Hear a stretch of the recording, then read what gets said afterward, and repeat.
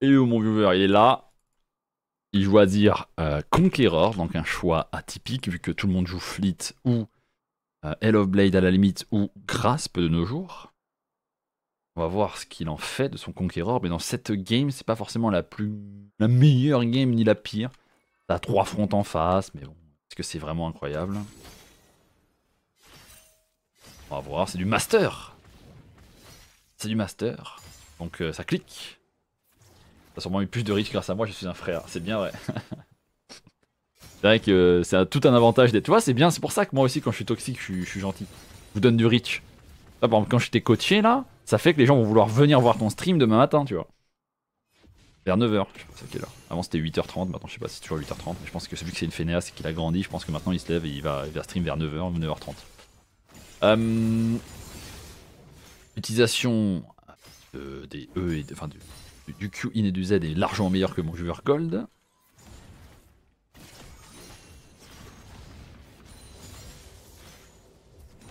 On joue en mode reculé pour pas se prendre un trade in du Galio. Il y a juste un truc qu'il faut garder en tête, c'est que le Galio joue Ignite, donc c'est pas que c'est pas à son avantage de trade, mais c'est qu'il faut qu'il fasse des sacrés bons trades pour que ce soit rentable, parce que sinon il a pas de TP, et derrière il est coincé à prendre un reset de merde.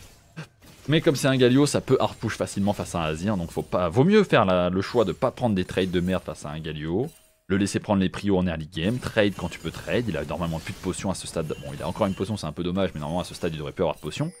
Voilà, là il a plus de potions. Oui d'ailleurs utilisez votre prime ici, ok. N'hésitez pas à montrer votre mauvaise foi envers Gob et à vous prime ici maintenant, tout de suite, à utiliser votre prime gratuit ou à vous sub tout de suite là maintenant. Pour montrer à quel point vous aviez un prime et que vous auriez pu l'utiliser sur la chaîne de Gob, mais vous allez l'utiliser ici et maintenant juste pour lui casser les couilles. L'utilisation de l'aggro des creeps avec les autos de Azir c'est risqué, c'est important. Quand tu prends l'aggro avec les Z, ça fait que derrière le canon est saboté, il va sur ta tourelle, c'est un détail, mais il faut faire très attention à ça parce que tu perds 60 gold, 70 gold, c'est un peu dommage. Merci Bractan pour prouver mon point envers Gob, qu'il n'y aura plus de prime à dépenser sur sa chaîne. Je reclaque mon prime dans 4 jours, parfait. Encore le chat, encore.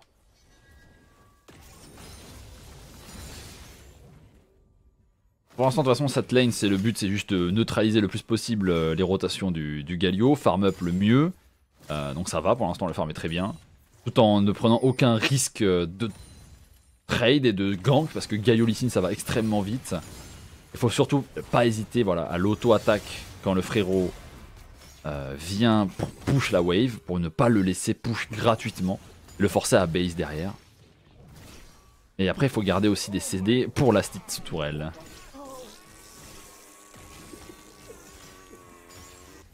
Et là, il va falloir reset. C'est un timing où il a 1100 gold, 1200 gold. Il va pouvoir acheter son petit arc courbe. Ok, on privilégie. Alors, je vérifie que t'es rune parce que si tu prends pas des bots dans ce match-up, t'es un connard quand même. Ouais, c'est un peu dommage de pas prendre de bots dans ce match-up. Je peux comprendre. Alors, le plan de jeu est simple. C'est vraiment juste perma FK farm parce que les bots face à Galio qui peut in gap close, ça veut dire que si t'en prends pas, tu vas utiliser tes spells pour dodger ces spells, ou alors que tu vas rarement trade. Si tu te prends des bots, c'est ok, c'est pas... Comme t'es Azir, tu peux utiliser des virgules, tu peux utiliser ton E pour sortir, ou ce genre de truc, mais les bots, c'est quand même sacrément agréable dans ce match-up pour pouvoir outspace ton adversaire facilement, surtout que c'est un Galio, c'est assez facile de rester hors de range de son E et d'avoir avec les bots être encore plus loin. Mais c'est pas grave, c'est un détail, c'est pas ce qui va changer la game, sauf si ça coûte, mais on verra. On push, on revient mid, on remet la pression, ça c'est un tout petit détail. Très léger, mais ça change surtout à ce niveau-là de game. Un bon joueur de Galio ici. Alors, c'est un bon joueur de Galio parce qu'il esquive la wave, mais dans une autre circonstance, en fait, le joueur de Galio va être là, va push cette wave et partir. Donc toi, tu vas revenir 5-6 secondes trop tard pour empêcher ou pour trade le Galio qui va push et décale. Donc ce qui va se passer, c'est que là, t'as aucune punition parce que le Galio est déjà parti. Et donc c'est dommage. Mais ce qu'il faut faire dans ces cas-là, c'est de pas DPS l'objectif neutre. Même après, c'est bien de mettre une auto parce que tu joues sûrement Ténacité ou à la critée, j'en sais rien. À la critée. Et donc en faisant une auto sur un objectif neutre, normalement voilà, tu gagnes un stack d'alacrité. Donc c'est bien de venir mettre l'auto et de repartir. Cependant, Très important de noter que si t'arrives genre 5 secondes trop tard face à un champion qui veut push et décale, c'est tellement différent que si t'affrontes un mage contrôle qui va juste push la lane et rien faire, tu vois. Un champion comme Galio qui a l'opportunité de push et décale, c'est ultra grave de laisser cette wave être push gratuitement, juste parce que t'as mis une auto qui n'était pas nécessaire sur l'objectif neutre. Plutôt, là, c'était plus 3-4 autos qui n'étaient pas nécessaires. Donc là, le Galio va rotate, va être vu sur la ward et ta bot lane n'est absolument pas au courant parce qu'ils sont des golems. Ils vont pas survivre, les deux vont crever. C'est dommage vis-à-vis de cette rotation parce que toi, tu pouvais pas y faire grand-chose, mais bon. Ça pouvait être ping quand même. Plutôt que ping missing ici. Ça, c'est ta vision, tu le vois arriver là. Personne ne ping. Personne ne ping. Ça le ping maintenant, ça ping assez tard. C'est ce qui va faire la différence parce que eux, bon, c'est des golems, mais après, comme j'ai dit, on est des maîtres marionnettistes hein, à ce là. On est obligé de donner des informations aux joueurs qui sont moins forts. Donc c'est important de donner cette information. Mais tu vois, la différence aussi, c'est que tu as pris 5 secondes de plus à push, ce qui fait que tu as 5 secondes de plus, de moins pour taper cette tour. Alors c'est un peu bizarre ce que fait ton jungle, mais on va dire c'est ok. Et derrière, c'est fine. Et donc là, tu peux repush tranquillement. Pour l'instant, la game est fine, il n'y a pas trop de dinguerie, à part le push mid qui aurait dû être repris instantanément. C'est très important de reprendre le push mid face à un Galio juste après un objectif neutre, comme après les larves là, plutôt que de rester et mettre 3 autos de plus qui servent à rien. Sauf s'il y avait une contestation possible évidemment, mais il n'y a pas de contestation possible. Là c'est le moment où c'est difficile de taper la tour, le seul truc que tu veux faire c'est taper ton adversaire, voir si t'as un reset à faire aussi, mais là je pense que t'as pas de reset particulièrement bon à faire vu que ton prochain base c'est soit des bots plus le dernier composant de la baguette explosive plus des bots sur de trucs. Je sais pas si c'est baguette explosive de nos jours sur Down Dashor. Je suis pas un expert de Down Dashor, j'ai aucun champion qui le font. Je sais qu'il a changé en recette. Donc là, retour sur le push. L'adversaire n'a pas de téléportation. Si tu pushes, tu dois reset, voilà. Moi je vous le dis, le chat, si vous êtes dans ces circonstances, pour les hauts niveaux, quand tu arrives à ce stade-là et que tu affrontes un Galio, tu sais qu'il a pas de TP, qui sait qu'il a base, si tu veux vraiment punir le Galio, le mieux, c'est sauf si tu as un champion qui peut instantanément push, genre avec un démat, ou un champion qui peut genre prendre le canon, l'envoyer sous tour. Syndra peut prendre le canon avec son Z, l'envoyer là-bas, et push le reste de la wave avec 3 spells, genre QE sur les mêlées, into Q sur la backline, et ça passe. Tu peux faire ça sans avoir besoin de démat. Si t'as un démat, tu peux démat et push. Tu peux faire ça pour punir dans ces cas-là un mec qui vient de base et qui a pas de TP. Parce que même si c'est une wave canon, le canon sera mort avant qu'il arrive. Cependant, si tu affrontes un champion comme Galio, parce qu'il va gueuler, hein, et que tu as un champion comme Azir et que tu ne peux pas deny le canon avant qu'il revienne, bon là c'est un golem, il a pas lancé son Q, je sais pas pourquoi, il l'a lancé bien trop tard, mais il aurait largement pu l'avoir. Si tu ne peux pas deny le canon et que tu ne veux pas base, c'est une circonstance particulière, c'est slow push bien lentement la wave canon, de sorte à ce que, en plus d'avoir une énorme prio quand il va revenir, t'as aussi le deny un maximum d'XP et de gold, et en plus de ça, derrière, tu peux faire ce que tu veux sur la carte. Donc, à moins que tu veux base, ce qui était le cas ici, et c'est pour ça que c'est pas un problème, il ne faut jamais hard push une wave canon, sauf si vraiment tu sais ce que tu fais. Et là, c'était bien, parce que derrière, il a base, c'est normal, t'as pas le choix, tu reviens sur ta lane, là, tu donnes un timing, et c'est le genre de timing où il faut faire attention. Et ça, c'est ce qu'il faut faire, c'est quand t'affrontes une sorte d'assassin de rotation et des trucs comme ça avec un mage control. Tu vas forcément avoir, si tu n'as pas une game parfaite, des timings comme celui-là où tu reviens, t'as pas de TP et tu récupères une wave. T'as pas perdu la wave, mais en fait, ce qui va se passer, c'est que c'est pas grave de pas perdre la wave quand tu joues un match contre un assassin. Parce que tu vas rarement les perdre, ces waves. Ce qui va se passer, c'est que ce plus grave, c'est que ton adversaire rotate et termine la game bot, tu vois. Donc, dans ces cas-là, le plus important, c'est pas d'être en mode ouf, j'ai récupéré ma wave, c'est ok, il y a une wave sur laquelle le Galio peut faire ce qu'il veut et je peux pas le follow. Donc, cette wave, c'est ok, le Galio va rotate et il va pas rotate top parce que j'ai déjà la vision topside. Donc c'est ping, bot, danger, danger, danger, tu vois. C'est attention, parce que là, il y a un ping, tu sais même pas vers où il est parti, tu sais même pas qu'est-ce qu'il est en train de faire, alors que tu sais, via ta vision, qu'il va pas aller topside. Tu sais quasiment sûr qu'il va pas aller topside, de toute façon, il n'y a rien à faire top. Donc le pire qui aurait pu se passer, c'est qu'il court bot et qu'il dive bot. C'est ça qu'il faut garder en tête. C'est ça le but d'un mage contre un assassin ou contre un rotation. Parce que ça va pas être dur pour un Azir de prendre 20 CS à un Galio. Ça va pas être dur pour un Azir de dominer un Galio. C'est rare qu'un Galio va dominer un Azir. Cependant, ce qui va être dur, c'est de contrôler les rotations du Galio. C'est ça le plus important. Après, j'avais la ward jusqu'au milieu de l'année, mais je suis... Oui, mais en fait, si on revient là, ça devait être là, non? Ouais, c'est là. T'avais ta ward au milieu de la lane, ok, donc tu vois ça, tu vois. Donc là, tu le vois partir bot. Déjà, de 1. Donc ça, c'est déjà ta ward, tu me donnes une raison de flame en plus. Tu le vois partir bot. Donc là, déjà, t'es en mode ping-ping. Moi, je suis instantanément... En fait, en stream, vous allez souvent me voir pas être optimisé dans mon jungle tracking, dans mes informations sur la ward. Des fois, je vais même me faire gank par un mec qui est passé sur une ward. Et je le dis tout souvent en stream, quand je joue en stream, je suis à 50%, 60% de mes capacités, c'est normal, je l'assume, c'est normal, je suis en divertissement autopilote, tu vois. Mais si toi, si t'es hors stream, t'es en full tryhard, ce genre de game, moi c'est instantané, mais genre je te dis instantané, je vois le Galio passer parce que je suis concentré, je ping 3 fois bot en mode attention, s'il y a que maintenant que le Galio peut courir bot et je peux rien y faire parce qu'on est en train de faire les larves sur le reste de la carte, et je leur ping 3 fois et je leur dis Galio running bot, tu vois. Et là, si Galio ne run pas bot mais qu'il est là, en train d'attendre pour prendre la wave, ce qu'il va faire, c'est qu'il va se mettre là, qu'il va show up ici, se mettre devant la wave, mettre auto Q, attendre encore, mettre auto et repartir. Et donc là, t'arriverais à il serait ici, il resterait 3 mêlées avec peu d'HP, et il mettrait juste l'auto restante et il partirait. Et tu serais pas en aptitude de le follow parce que tu devrais taper cette wave. C'est pour ça que je dis que c'est grave, entre guillemets, de pas être présent sur la première seconde de la wave quand t'affrontes en rotation. Et bon, là, c'est surtout qu'il a rotate. Donc on revient au stade de jeu où on en était, vers là. Le Galio veut reset, on sait pas s'il reset. Toi, tu es en train de reset, t'as ta TP parce que t'as ton premier item. Donc, ce que tu veux faire, c'est push fast celle-là. Genre fast. Ça, ce trade, tu vois, c'est le genre de truc qui perd du temps. Ça, c'est des détails, mais quand t'arrives en master, si tu veux faire la différence en GM et en chal, c'est ce genre de détails qui aident. C'est des détails qui vont pas forcément te carry en GM et en chal, mais qui vont te faire une petite différence dans certaines lanes. C'est prioriser ce dont t'as besoin. Et là, dans ce dont t'as besoin, là, c'est juste push le plus vite possible, reset et revenir sur la carte pour jouer instantanément. Donc là, ce temps que t'as perdu, c'est 2 petites secondes, c'est 2-3 petites secondes, c'est 2-3 petites secondes qui permettront à Galio de te cancel. C'est ces secondes que tu perds, c'est-à-dire que tu vas rester sur la wave d'affilée, donc c'est pas si grave. Mais là, t'es en mode, ok, bon bah je vais respecter ce qui donne à Galio un timing de rotation. Parce que t'as pas voulu reset sur la wave d'avant, parce que t'as voulu trade plutôt que reset, push la wave, ce qui fait que derrière il t'a cancel, ce qui fait que derrière tu restes sur la wave d'après, ce qui fait que derrière le Galio, là, tu vois quoi? Tu vois rien. Qu'est-ce que tu fais? Il va où? Tu sais très bien où il va. Tu sais très bien comment tu gagnes dans League of Legends en solo queue en master, même en grand master, même en challenger. Tu sais très bien où il va. Il va bot. Et s'il va bot, qu'est-ce que tu fais? Tu ping à tes teammates, attention, il y a Galio qui va venir et moi je peux rien faire parce que j'ai troll mon base? C'est ça que tu vas faire? Ah, tu vois quoi là? Tu vois rien. Tu base et tu dis rien. Tu dis même pas, tu sais même pas si le Galio est là. T'es en train de ping bot en mode, et il est où le Galio? Bah t'as de la chance, il est là. Parce que s'il avait été là, t'es mort. Et d'ailleurs, ça c'est un move qui est très risqué parce que moi je vois très bien le Galio là, juste vers le bot, appuyer sur R et toi tu commit et tu meurs.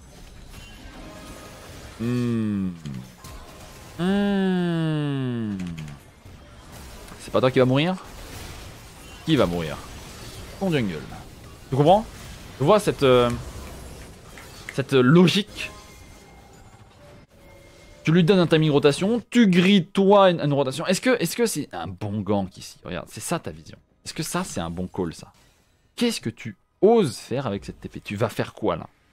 Parce que dans d'autres cas, c'est une excellente TP, ça fait la différence. Le Galio, il prend une wave, on s'en branle. T'as carry la bot lane, GGWP, ton Draven est de retour devant, t'as pris le shutdown. C'est très bien, tu vois.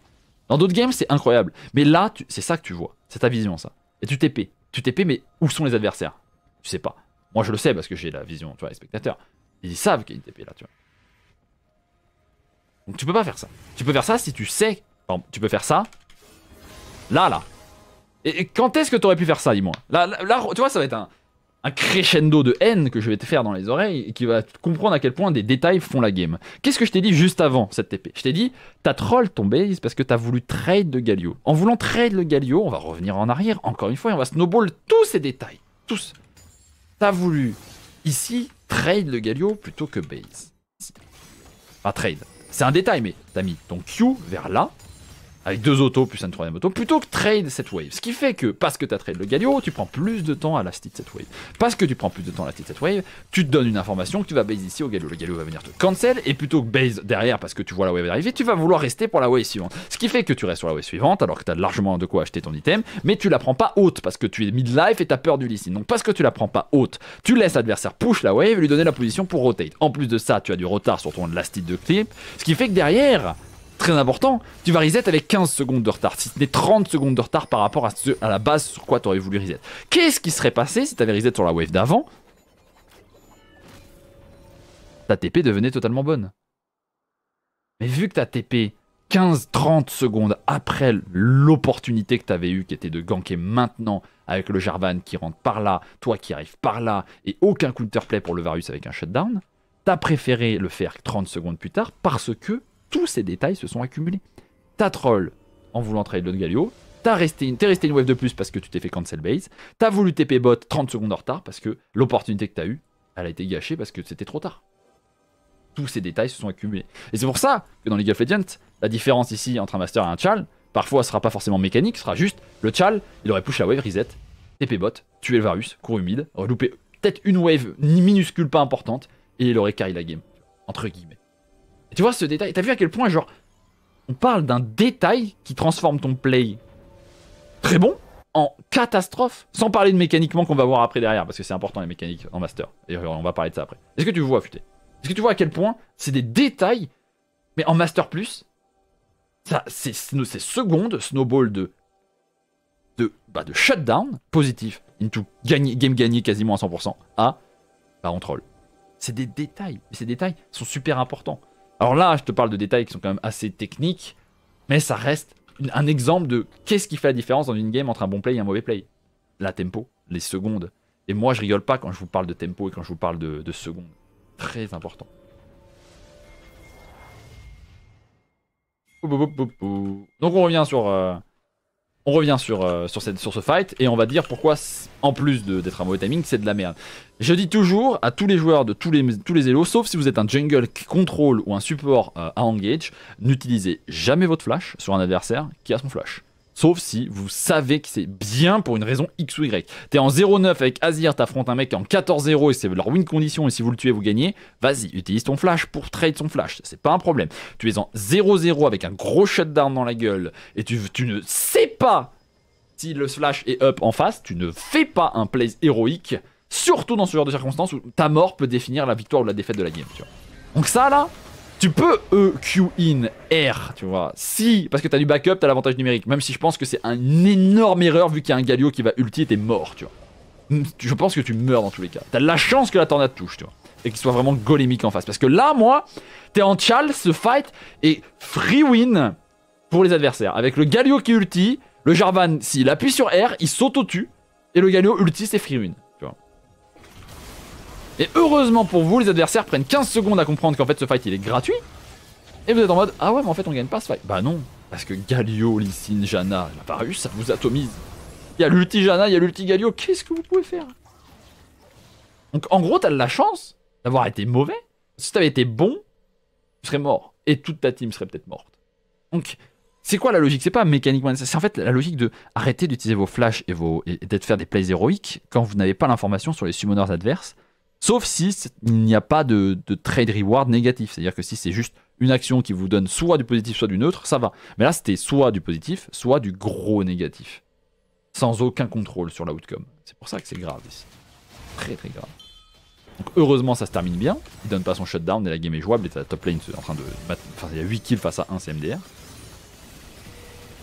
Il prend la T1 mid, le Galio revient, tu vois cette téléportation, on est content, blablabla.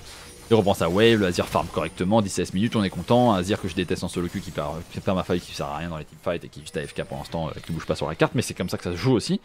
La TP bot aurait pu être incroyable et ça aurait été le play de la game, mais ça est devenu une catastrophe. On se met en mid lane, mais le truc c'est que maintenant le Azir il aime bien être mid, mais le problème c'est que l'Azir il doit aller side. Là on fait un bon play, on sait qu'il n'y a pas de flash sur le Varus. Ça c'est un play qu'on veut faire, tu vois. Ça c'est la différence entre un play qui est stupide et un play qui est contrôlé. Encore une fois, comme je disais dans la game d'avant, le problème c'est que les gens savent pas pourquoi des fois ça passe et des fois ça passe pas. Là ça passe parce que c'est contrôlé, mais est-ce qu'ils savaient que c'était contrôlé? Peut-être oui, peut-être non. Est-ce qu'ils s'en souvenaient que le Varus avait flash? Sûrement que oui, mais maintenant c'est ça la différence, c'est le Varus avait son flash avant, il aurait pas fallu commit, et derrière il aurait fallu commit sur ce play là. Donc là c'était un bon play pour commit, parce qu'il sait qu'il n'y a pas de flash sur Varus. C'est ça la différence. J'avais timé son flash sur le mien, et voilà. Le truc c'est que les gens font des bonnes choses quand c'est facile, mais pas quand c'est difficile. Varus n'a pas de flash, ok. Facile, je le punis. Varus, je sais pas s'il a son flash et j'ai le mien. Bah je vais y aller et au pire s'il l'a, bah tant pis, je meurs. Ah non. Ça le truc important. En master, on fait les bons plays quand c'est évident, mais on le fait pas quand c'est pas évident. Là par exemple, c'est la merde, on meurt, pourquoi? Parce que regarde. Si, je sais pas pourquoi j'ai la caméra dirigée. Caméra manuelle. Le rôle de la faille va être mis, tu veux cover ton jungle, c'est cool, la vie est belle, tu la steed, tu prends ton canon, et qu'est-ce que tu fais là? Qu'est-ce que tu fais là? Qu'est-ce que tu fais? 16 minutes de jeu. Pas des rôles de la faille. Qu'est-ce que tu fais? Overstay, évidemment. Mais qu'est-ce que tu fais? C'est pas une question de reconnaître que tu overstay. C'est une question de quelle est ton idée derrière la tête, tu vois. Pour la supprimer la prochaine fois que tu es dans cette situation. C'est pas une question de ah, j'overstay peut-être. Non, c'est quelle était ton idée que la prochaine fois que tu lances une game, tu te diras ok, est-ce que cette idée est bonne, tu vois. Parce que overstay, c'est facile de reconnaître que t'as overstay quand t'es en master. C'est facile. On est à un elo où j'ai pas besoin de te dire oh t'as overstay. On est d'accord que tu sais très bien que t'as overstay. Mais pourquoi t'as overstay? Qu'est-ce qui s'est passé dans ta tête en master player pour qu'à 16 minutes de jeu sous T3, tu te dises vas-y, j'ai un truc à faire ici, tu vois. Quelle est ta volonté que tu dois, pour la prochaine game, supprimer? J'avais rien à foutre là, ouais, autopilote négatif. Mais tu vois, c'est ça. C'est que moi, dans ma tête, t'es là et tu te dis, ok, je peux trade. Je peux mettre des dégâts. J'ai envie de m'amuser, je suis devant dans la game. Là, tu vas donner 450 gold. 550 gold, pardon, les maths. XD LOL, le Varus, Master, by the way. Un Varus ou un Lee Sin, je sais pas lequel d'ailleurs. Un Varus, parce que t'as overstay et t'as voulu trade et t'amuser. Bah, lance des solo queue en silver. Soit un connard qui se meurt si tu veux t'amuser, mais quand t'es en master, grand master ou challenger, ou n'importe quel elo, à ton main elo, vous avez parfois pas le droit de vous amuser dans ce genre de circonstances. Il y a la différence entre s'amuser parce que tu joues le champion que t'aimes et que tu aimes League of Legends, et s'amuser parce que genre t'es devant dans la game et tu veux juste run down, enfin pas run down, mais tu veux juste tester les limites, mais tu vas en payer les conséquences des fois. Dans cette game tu vas pas en payer les conséquences, mais dans d'autres games tu vas en payer les conséquences. Parce que si je me souviens bien, à la fin de la game tu termines en 6-4-6 alors que t'avais commencé, bah t'étais en 0-0-1 avec genre 11 CS minutes, donc la game était free pour toi. 1-1-1-1. Et là tu vas en side lane, c'est bien. Tu peux pas mourir en side lane, Azir est très très fort, c'est un des rares match control à pouvoir dominer la side lane contre pas mal de champions, même des assassins. Tu temporises bien, tu retournes en side lane, tu push. Et là c'est le moment où tu reset parce que tu sais que tu peux pas aller plus loin, donc tu retournes top. Il y a un truc que tu aurais pu faire mais que tu ne sais pas, mais c'est de la gestion de wave. C'est ça là, tu base et tu cours bot. Le truc c'est que tu n'as pas forcément la bonne gestion de wave en tant que à ce niveau-là. Le truc c'est qu'en fait il y a le Drake qui arrive. Alors, on va regarder précisément pour avoir encore plus d'informations, parce que même moi sans l'information du Drake je ne sais pas 30 secondes sur le Drake. Donc en gros t'as deux choix. Soit tu push cette wave, tu base, tu TP mid. Mais ta botlane est top. Je sais pas pourquoi. Donc ce Drake ça quasiment pas give up. C'est juste caca. D'accord, caca. Donc moi ce que je te conseille de faire dans ces cas là, tu vois, c'est être égoïste encore une fois. C'est ton Draven n'est pas là, tu fais rien pour l'instant, tu base, tu TP, tu base, tu cours bot, tu pushes la wave qui aurait été là, et ensuite tu TP mid quand t'en as besoin dès que ta team est ne serait-ce que proche de faire le Drake, tu vois. Parce que les adversaires sont derrière, donc ils vont sûrement pas vouloir faire le Drake, donc t'aurais largement pu TP bot. En fait c'est le genre de circonstances en fait où la game n'est pas close, les adversaires sont pas présents sur la carte, ton ADC est à la base, c'est le genre de situation où avec une bonne gestion de wave tu peux base, retourner bot, push la wave, push la suivante, et je dis souvent, attention, vous êtes en solo queue, ne faites pas d'égoïste à partir en stall lane, prendre des waves, alors que vous devez vous regrouper avec votre team pour jouer le dragon. Mais dans une circonstance où ton AD n'est pas là, tu ne fais pas d'erreur, tu vois. Ça ne sert à rien de se regrouper à 4 et possiblement se faire wipe s'ils sont 5, mais là ils sont pas 5. Donc faut faire attention et s'adapter à la game. Donc tu aurais très bien pu reset, prendre la wave bot, push la wave d'après, te regrouper une fois que le... Bah là t'aurais déjà été... t'aurais déjà été là. Si on regarde quand t'as... Tu vois, si t'avais base... T'avais pris cette wave, t'avais base maintenant. T'aurais base avant le Draven donc. Donc là tu serais déjà là. Là. T'aurais push cette wave qui était en train de freeze. T'aurais été là. T'aurais push cette wave qui aurait été là, la wave canon là. Et donc là t'aurais été ensuite, après avoir push la wave canon, t'aurais été là. Donc en gros t'aurais même pas eu besoin de TP parce que c'est une game particulière avec une façon de se battre particulière. Mais dans cette game t'aurais pu faire ça. Mais c'est un détail, c'est un détail. Un détail qui peut être important. Dans tous les cas, c'est un détail qui te redonne plus de CS, tu vois. C'est juste, t'aurais gagné 10 CS dans la game en plus. Le Drake, on tourne bot, on prend la wave qui n'est due. Oh là là, attends. Pourquoi cette TP? Ok, pas le choix de TP parce que ta team se bat comme des fous furieux. C'est un fight qui n'est pas garanti d'être gagné. Un flash-in dégueulasse de Sona parce qu'on peut pas aller plus loin et perdre follow-up. La TP est un peu late, mais bon, c'est pas grave, c'est bien de reconnaître que c'est un fight où il faut le TP parce que sinon ta team va peut-être run down. Tu mets le passif de Azir un peu trop loin de la tour et tu vois que le fight est mort. Qu'est-ce que tu dois faire comme réaction instantanément? Partir. Partir instantanément. C'est ça là. Ça, faut aller défendre instantanément. Donc si ton Warwick il va, bah tu collapses sur le Urgot à 2, tu vois. Parce que là, ce que tu fais, c'est bien, mais c'est quoi? C'est forcer un fight sur des golems quoi. J'espère que t'investisses pas ton flash quand même pour ça. C'est juste un kill sur Varus. C'est pas trop mauvais, c'est un peu risqué. Heureusement les adversaires sont pas très forts donc il n'y a pas beaucoup de counter, enfin il n'y a pas beaucoup de réactions de la part des adversaires. Là tu vas un peu deep, tu te retrouves à te faire cuck. Voilà. En fait, est-ce que tu sais pourquoi c'est pas bon ça en fait? Overall. Sauf, c'est une solo queue donc ça peut être bon. Mais overall pourquoi c'est pas bon ce genre de choses? d'overstay, de forcer un fight, de prendre un kill sur un mec qui vaut en 300 gold. Est-ce que tu saurais me dire en one shot pourquoi c'est pas bon?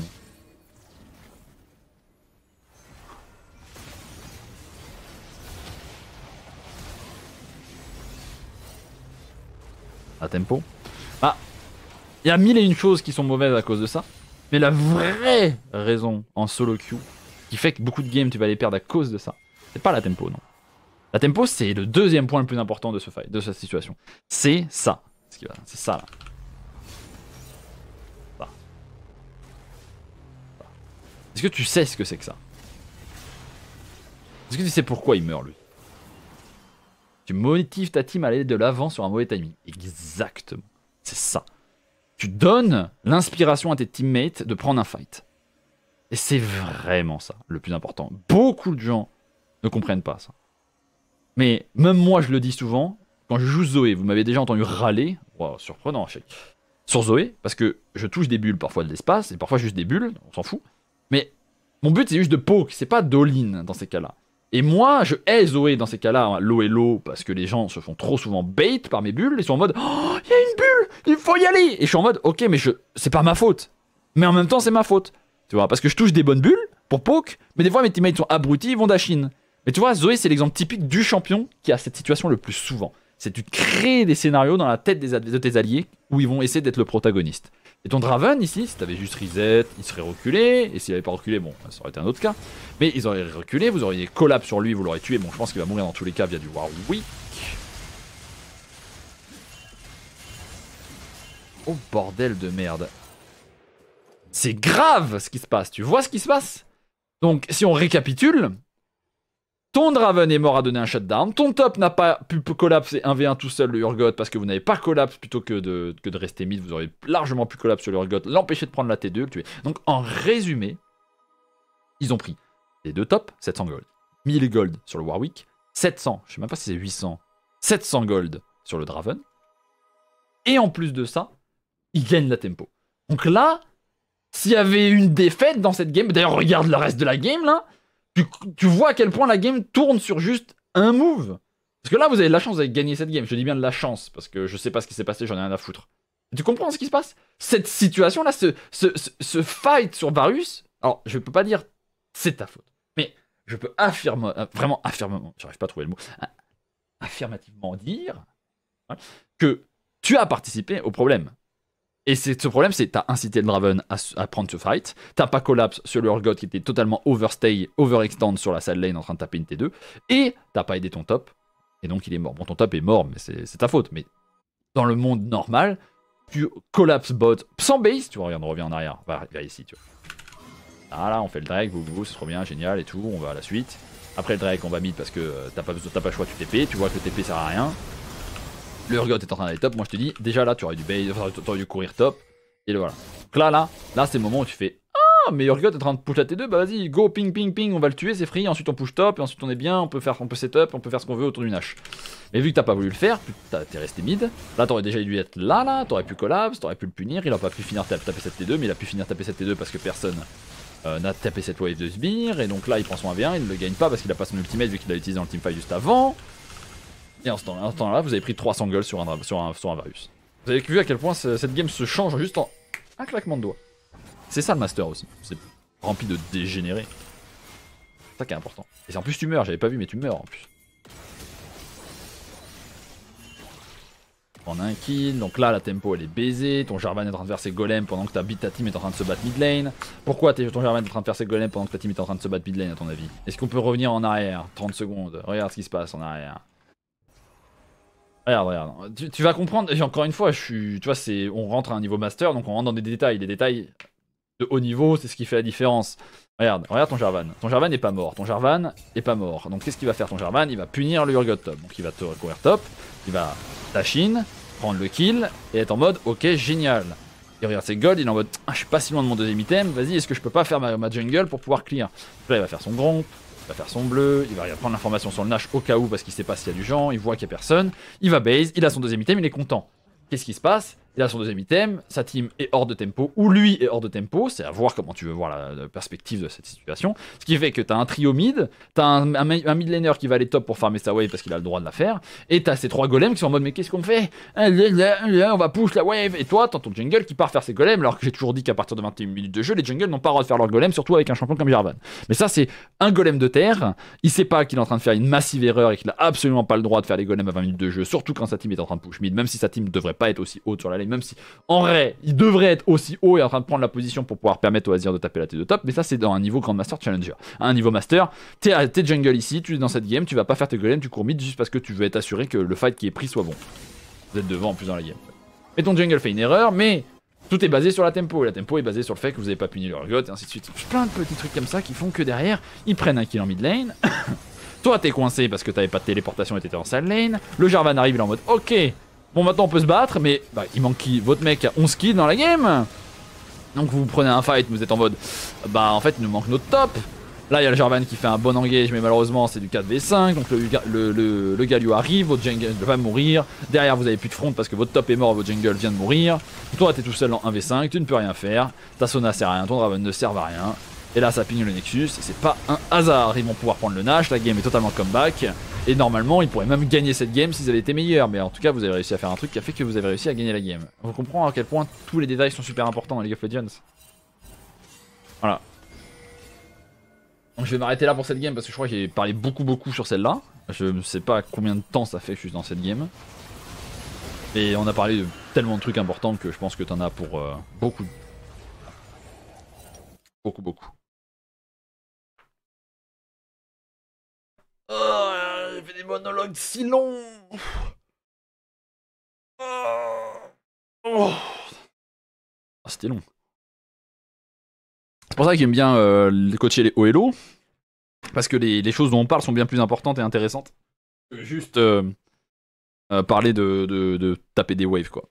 Là, on parle de tempo, on parle de prise de décision, on parle de beaucoup de choses qui sont différentes que le gold.